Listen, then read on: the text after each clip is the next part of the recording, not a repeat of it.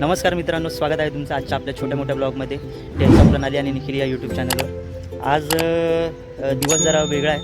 मी ते नदीकिनारी आलो होतो गावी भ्रमंती करायला. ही गाडी आहे माझी, सहकुटुंब सहपरिवार आलो आम्ही. आजचं जरा विशेष कारण आहे. कारण हे की गोधड्या धुवायचा प्लॅन होता. गावच्या गोधड्या खूप मळाल्या होत्या, तो आलो होतो. पण गंमत ही की मॅनेजरला काय सांगू, मॅनेजरला सांगून आलो लग्न आहे. आता मॅनेजर थोडे ऐकणार आहे, गोधड्या धुवायला कोण सुट्टी देणार आहे. तर असा किस्सा आहे.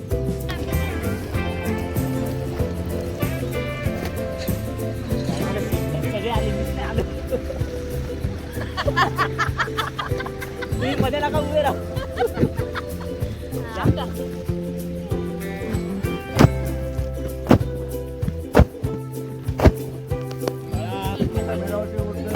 उडते काय नवीन घेऊ कसं उडते हे तू आता बघत नको बसू.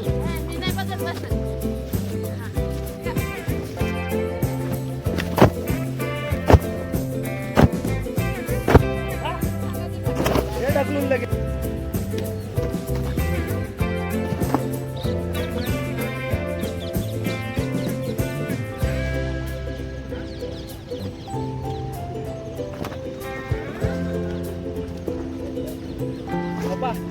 हो असं टाकाय बघा, इकडं जाऊ दे पाणी. तसं नाही, असं थोडं हे करू ना.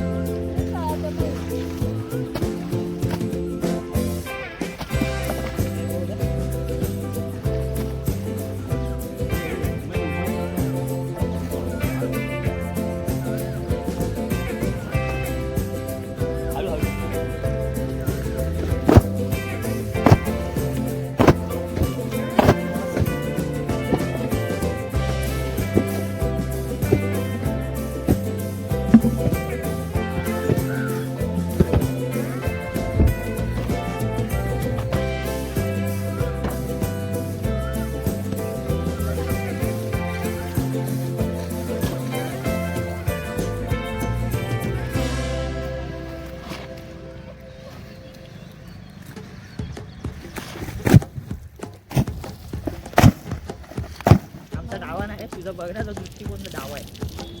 वरती धर, वरती धर.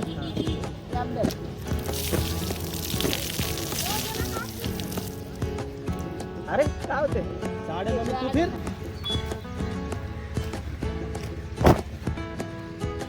गोधडी धुवायला आलं, गोधडी जिरली जिरली.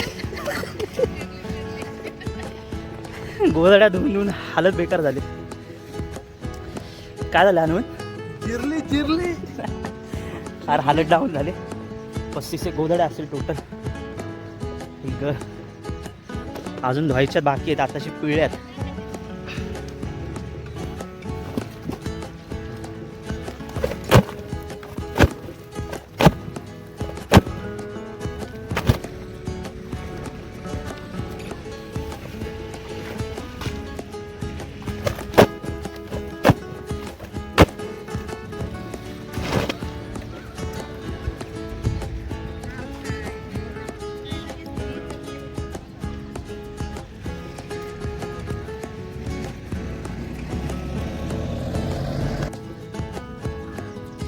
फायनली आमच्या गोधड्या धुवून झालेल्या आहेत आणि त्या काही अजून पिळायच्या बाकी आहेत.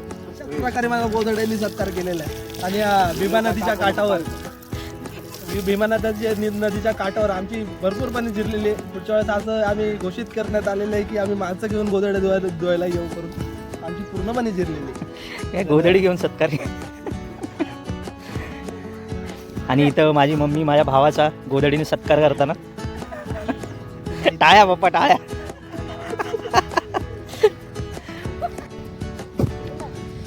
गोधड्यांचा अक्षरशः खच लागला होता, धुवायच्या होत्या आणि आता त्या धुवून झाल्यात. तर इथे सगळ्या अशा वाळत घालतात. कळत नाही मला, सांगत जा. ओके. खूप सकाळी मला वाटतंय 7:30-7ला आलेलो, त्या वाजले 10, 10:30 व्हायला आले. खूप टाईम गेला आणि उन्हाचा तडाखा आता वाढत चालला. 4 वाजेपर्यंत सुकून जाते. मित्रांनो, गोधड्या धुवून झालेल्या आहेत आणि खूप अक्षरशः मेहनतीचं काम आहे, अक्षरशः घाम गळाला आहे. जवळजवळ 35 एक गोधड्या होत्या धुण्यासाठी. 35 एक गोधड्याच होत्या आणि ब्लँकेट्स काही वेगळे होते ते मशीनने धुतले गेले होते. ॲक्च्युली खूप दिवस वर्ष झाले असतील की ते धुतले नव्हते, तर खास त्याच्यासाठी सुट्टी काढून आले. झालं आता इथे बरेच जण आले. उन्हाळ्याचे दिवस आहे, कडक उन्हामध्ये सगळेजण ज्याचं त्याचं हे करत असतं, गोधड्या धुवत असतं. तर आता दाखवतो इथे किती कुटुंब आहेत. पूर्ण हा जो भीमा नदीचा काठ आहे तो सगळं संपूर्ण गोधड्यांनी भरलेला आहे. एक मिनटं दाखवतो. या भीमा नदीच्या काठी हे मस्त वडाचं झाड आहे आणि खूप जुनं झाड आहे. माझ्या आजोबांच्या पण आधीचं असेल, 2री-3री पिढी. ओके. आणि आताच दमून बसलेत शेट. हे बघा,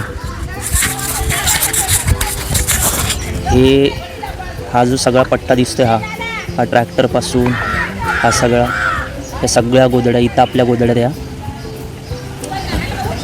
काही तर आत्ता सुकल्यात. ह्या सगळ्या गोधड्या जेवढी पण कुटुंब आले ते सगळा पट्टा हा उन्हाळ्यामध्ये सगळा भरलेला असतो. ठीक आहे. हे सगळं तिथे लांबपर्यंत पण जी गाडी लागलेली दिसते, ही जी गाडी लागलेली दिसते इथे पण काही लोक आहेत गोधड्या धुतात. हे सगळं उन्हाळ्यामध्ये सगळं भरलेलं असतं, फुल असतं. आणि आता एक इथे या ठिकाणी इथे पाण्याचा मोठा साठा आहे, तिथे जाऊन आपण पोहणार आहोत. कसं आहे ना, गोधड्या धुवायला आलो नसतं तर आईचा ओरडा खावा लागला असता. 1 महिना झाला आई गावीच आहे. शेतीची बरीच कामं होती. ज्वारी केली, गहू केला आणि अजून बाजरी आता पेरली आहे. तर आई फक्त बोललेली की गोधड्या धुवायला या मदत करायला. जर आलो नसतो तर अजून ओरडा खायला लागला असता. मग हे असं रिझन वगैरे देऊन यावं लागलं. मला हसायला येतं यार. मी जर ॲक्च्युअलमध्ये जर बोललो असतो माझ्या मॅनेजरला की मला गोधड्या धुवायला सुट्टी पाहिजे, काय रिॲक्शन असेल त्याची. तर बघू आता. लहानपणापासून खात आलो आहे. एकदम चविष्ट वडापाव असा आहे. वडापाव गावाला आल्यावर वडापाव कधीच विसरत नाही. आम्ही नाश्त्याला वडापावच खातो. हॅशटॅग मुळूक वडापाव, हॅशटॅग मुळूक वडापाव. तर आमच्या चास गावामध्ये जो चास भीमाशंकर रोड आहे तिथे एक मुळूक वडापाव म्हणून आहे. तर त्यांची टेस्ट खूप भारी असते. तर येता जाता कधी जर भीमाशंकरला येण्याचा प्लॅन झाला तुमचा तर तिथे मुळूक वडापाव म्हणून आहे, तिथे नक्कीच थांबा आणि वडापावचा गरम गरम वडापावचा आस्वाद घ्या. तिथे तुम्ही कधीही जा, तुम्हाला एनी टाईम गरमच वडापाव भेटतील, नुकतेच काढलेले असतात. आणि चटणी नाही काय नाही नुसता साधा वडा जरी खाल्ला तरी तो खूप टेस्टी असतो. तर नक्की विजिट करा. मित्रांनो, आपली कामं झालेली होती आणि सकाळी बिना आंघोळीचंच आलो होतो, कारण इथे जागा खूप इम्पॉर्टंट आहे, नदीच्या किनारी जागा भेटणं. तर आपले कामं वगैरे उरकून आता जरा भीमा नदीमध्ये आंघोळ करावी असं ठरलं होतं भावाचं आणि माझं. सो आम्ही आंघोळ करतो आहे. ओके. आणि खूपच थंडगार आणि छान पाणी आहे, थंड पाणी आणि वरतून ऊन. तर हे जे कॉम्बिनेशन एकदम परफेक्ट आहे. स्विमिंग पूलला काय करता, स्विमिंग पूलला लाजवेल असं हे इथलं क्लायमेट आणि वातावरण आहे गावचं. तर गावचं जे सुख आहे, ओके, गावचं जे सुख आपण बोलतो तर ते हेच आहे, जे मानसिक शांती बोलता येईल. इथं येऊन जे सुकून भेटतो एकदम शांत. तर थोडा मी आता तुम्हाला आजूबाजूचा परिसर दाखवतो. हे ॲक्च्युली पाणी आता खूप नितळ आहे, एकदम म्हणजे असं शांत वाटतं. जेव्हा आम्ही गणपती विसर्जन करायला आलेलो पावसाळ्यात किंवा हिवाळ्यात, हे जे वडाचं झाड दिसतंय मगाशी मी तुम्हाला जे दाखवलेलं, तर जेव्हा नदीला जेव्हा पूर येतो, वरती चासकमान धरण आहे, तर आणि हे सोमेश्वर मंदिर आहे. ओके, हे सोमेश्वर मंदिर आहे. ओके, हे सोमेश्वर मंदिर आहे आणि हे आमचं स्मशानभूमी आहे. इथे सगळे ते विधी वगैरे होतात आणि हे ते वडाचं झाड आहे. जेव्हा नदीला पूर येतो तेव्हा हे पूर्ण वडाचं झाड असं बुडालेलं असतं. ओके, हे पूर्ण हे संपूर्ण परिसर, हा जो पट्टा दिसतो हा इथपर्यंत पाणी असतं. आणि या साईडला या झाडांच्या पलीकडे शेती आहे, त्या शेतात पण कधी कधी पाणी जातं. एवढा भयानक पूर असतो नदीला. ठीक आहे. आता हे बाकीचे 4-4, 5-5 जणं लागलेले ते गोधडी धुवायला. म्हणजे तुम्ही विचार करा, गोधड्या धुणं किती उन्हाळ्याचं खास. ॲक्च्युली फॅमिलीमध्ये सगळे एकत्र येतात आणि मजा मस्ती पण असते. आम्ही लहान असताना यायचो नेहमी, की आजी असताना तेव्हा आणि ही बॅक साईड आहे. ओके, इकडे जास्त पुढं जास्त तुम्हाला चासकमान धरण वगैरे दिसेल. इकडे असं पुढे जासाल तर तुम्हाला चासकमान धरण दिसेल. तर खूपच छान आणि सुंदर असा परिसर आहे. हे बघा, तुम्हाला परत दाखवतो. 4-4, 5-5 जण ही गोधडी धुत आहेत. याने असं गोधडी चांगली निघते थोडक्यात, बाकी काय नाही. तर हे सगळं असं आजच्या दिवसाचं थोडक्यात असं नियोजन आहे. बाकी काय असं खास या दिवसात असं फक्त आणि फक्त सुट्टी टाकून आईने जबरदस्ती आम्हाला गोधड्या धुण्यासाठी बोलवले. ठीक आहे, आता बरेच दिवस झाले, गावी पण आलो नव्हतो, 2-4 महिने झालेले. तर जाऊ दे बोललो, काय 1-2 दिवसांनी काय होणार आहे. तर 2-3 दिवसाची सुट्टी टाकली आणि आलो. आता झालं, आता दुपारचं 1-2 वाजायला आले आणि बराच वेळ झाला आम्ही पाण्यात आहे. जरा आंघोळ वगैरे करून पाण्यात जरा शांत झोपलो होतो. आणि असं खूप असं खोल नाही, थोडं पुढं गेल्यावरती खोल आहे, पोहता येते. पण ते कसं जास्त म्हणजे आपण कधी जात नाही ना, तर अननोन ठिकाणी पटकन असं सोबत असेल कोणी तर ठीक आहे. आपण कधीतरी येतो गावी, तर असं अननोन ठिकाणी पटकन जाऊ नये असं तर मला वाटतं. सो आम्ही थोडं अलीकडेच थांबलो आहे आणि आजचा दिवस खूप असं शांत. आता भूक पण लागायला लागले. आता परत सास गावामध्ये जाणार आहे आणि काहीतरी खाऊन येणार आहे. ओके, चलो. आंघोळ वगैरे झाली आणि दुपारच्या उन्हाने ज्या गोधड्या वाळल्या होत्या, म्हणजे एक साईड वाळली होती, तर ती पलटी मारण्यासाठी आलेलो. तर इथे आपले नदीमध्ये जो काही खोल भाग आहे, तर तिथे काही मासेमार करण्यासाठी आले होते, मासेमारी करण्यासाठी. तर त्यांनी जाळे लावले आहे ऑलरेडी आणि अजून पण लावत आहेत. तर मी ते तुम्हाला थोडं शो करतो.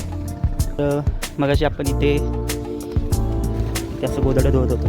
आता हे लोक आता मासेमारी करण्यासाठी आले बघा. तर हे यांची टीम आहे पूर्ण. हे बघा, हे जाळे टाकत आहे, यांच्या हातामध्ये जाळ आहे बघा. तर मासे असतात, जाळं आथरलेलं आहे त्यांनी. एक तिकडे पण आहेत, जर तुम्हाला दिसत असेल तर हे बघा. तर यांनी जे तसं ह्या कडेने पूर्ण